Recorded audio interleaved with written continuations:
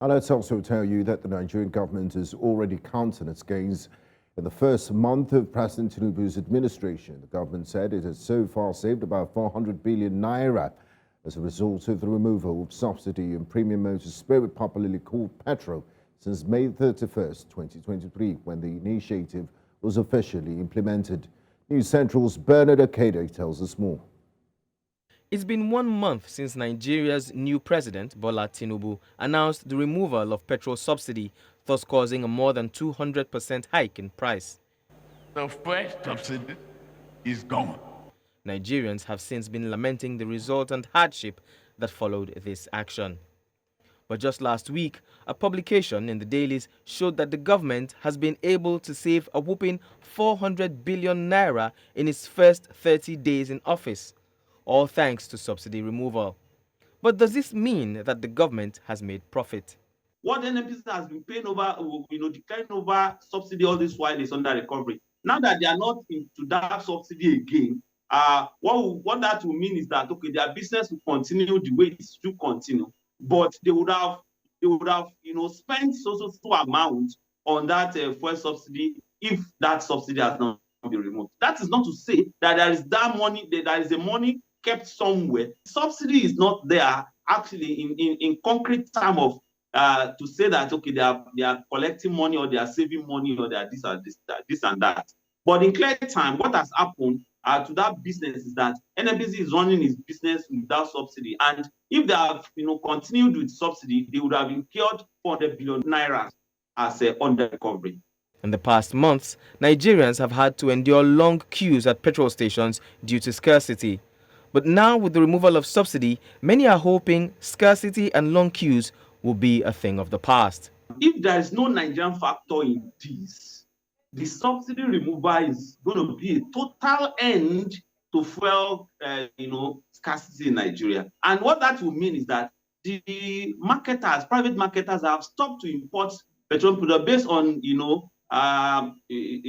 unprofitability of that business all this while. Have started, the process of importing. Mind you, about 6 of them have been granted the license to import. Mind you, when they know that they will import and they will make profit, more and more people will come into it, and it's going to spring up a competition. Experts are predicting that, all other things being equal, Nigerians will, in the long run, benefit from subsidy removal. Nigerians are going to benefit from subsidy removal, but it's going to be a long time. There is not going to be an immediate for Nigerians, because even if Nigeria as a country is able to, spend money that ordinarily they should have spent on subsidy, on other infrastructure, on health and all that, the result is going to be, a long-term result. While the news of 400 billion naira being saved may sound like the beginning of good things to come, many are hoping that these monies saved will be used to improve other sectors so as to help cushion the impact of subsidy removal. Bernard Akede, reporting for News Central. Now, for more on this, we're joined live by Akin Fatunke. He is a chartered accountant and communications consultant. A warm welcome to you, Akin. Thanks for joining us in the news. My pleasure to be here. Thank you very much. You're welcome. Now, Akin, according to the national chairman of the Independent Petroleum Marketers Association of Nigeria, IPMAN, the Nigerian government has saved over 400 billion naira in 30 days since subsidy removal. That's a huge amount. What's your reaction to that piece of information? Well, of course, my reaction will be first to put in perspective savings. Yes, in a manner of speaking, yes, savings, but it's actually opportunity cost of money that we will have spent, not spent. Money that we had borrowed, that we have spent on other things, not spent. So it's really the opportunity cost of money that we have gone by way of subsidizing fuel. Having said that, I hope I'm quite clear. It therefore means that money that is not spent is available either to look at your loan reschedulement, which is highly skewed against Nigeria as we speak, or decide that you are going to do a renegotiation of that loan and then use that money for infrastructures. Again, either way you look at it, good news that we have 400 billion, which should ordinarily, if you extrapolate that to 12 months, should be some 4.8 trillion, 4.8 trillion naira that will be saved at the end of the year. Even though the World Bank has said that 3.9 trillion will be what will be saved.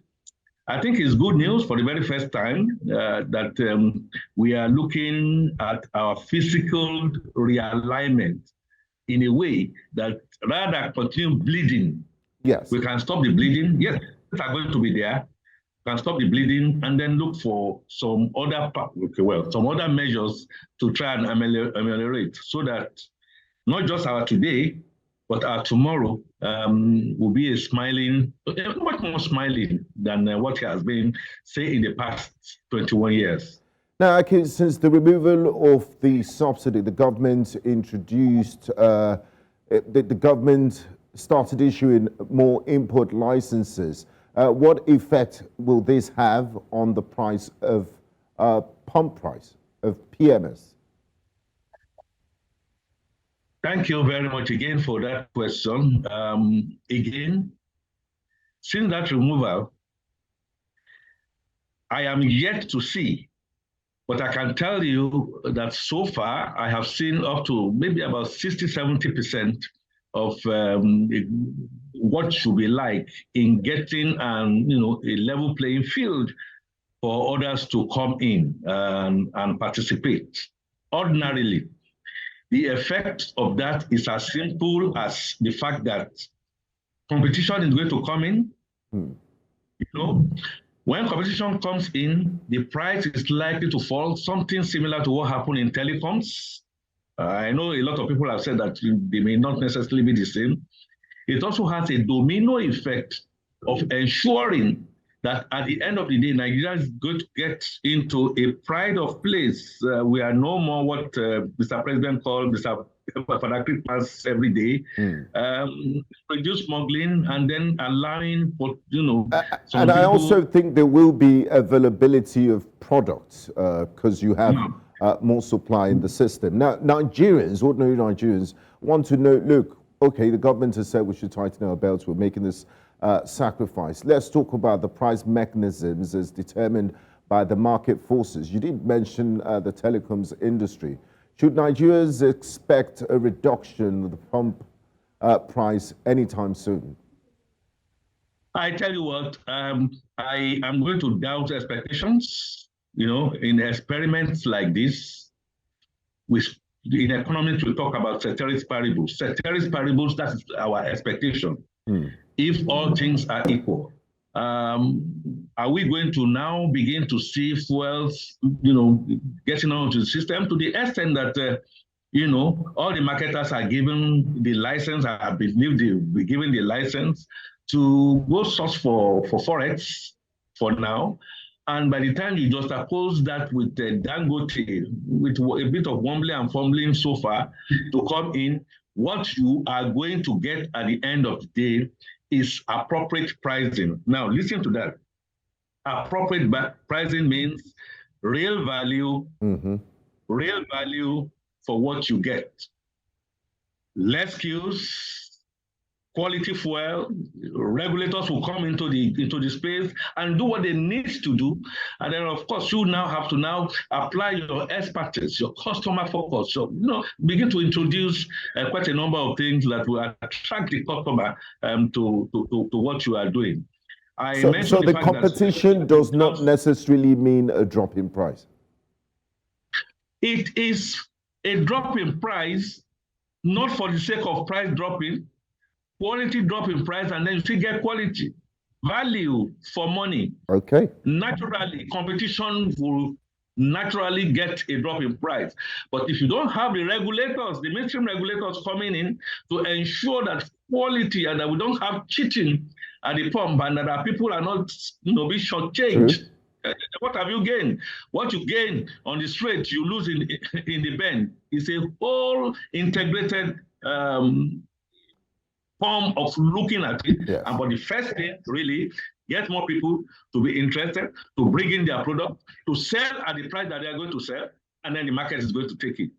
Thank you very much, Mr. Akin Fatunke, for your time. It's a pleasure speaking with you tonight. Thank you. Pleasure singing with you too. Thank you very much.